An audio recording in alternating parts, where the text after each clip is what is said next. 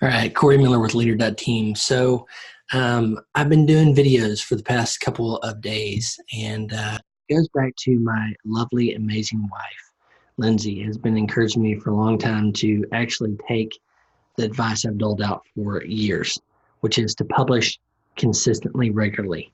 And so I read that everywhere I go. I practiced it way in the past, but I have been stuck in my own head and call it perfectionism, call it whatever it is.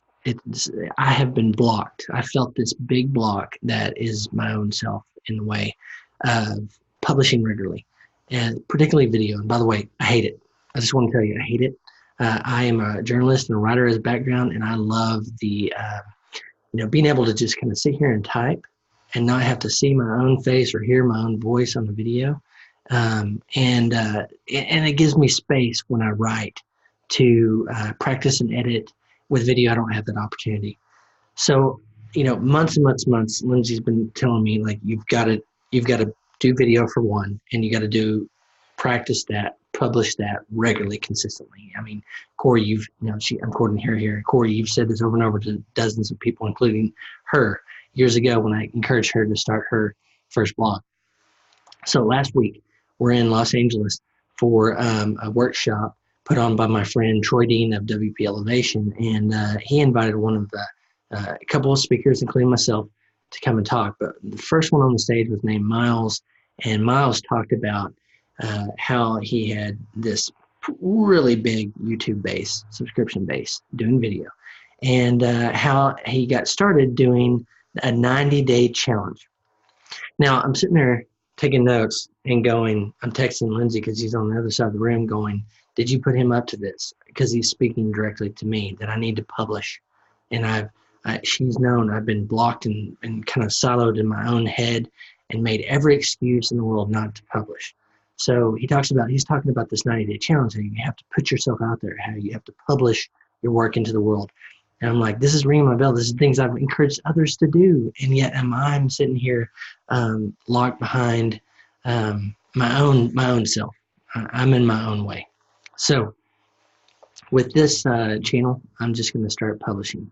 And maybe like in the beginning, just Lindsay watches it and encourages me. I don't really care. I need to publish regularly, put myself out there. And that's what I'm doing. So in this 90 days, that feels weird, scary. And I don't know why. I've kind of been thinking about that. Why does 90 days worry me? And I think the biggest thing that comes to mind is I feel like I'm not disciplined enough. So to do 90 days, 90 straight days. So I'm still on the fence there, but I've got to commit and go, right?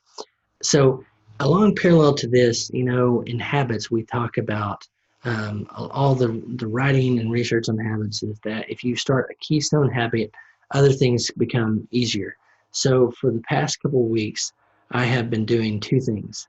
One is based on my friend Jonathan, who talks about at tinyhabits.io, he talked about starting the practice of just doing 10 push-ups or a set of push-ups every single day, no matter what he could do, just whatever it was, 5 push-ups, 10 push-ups.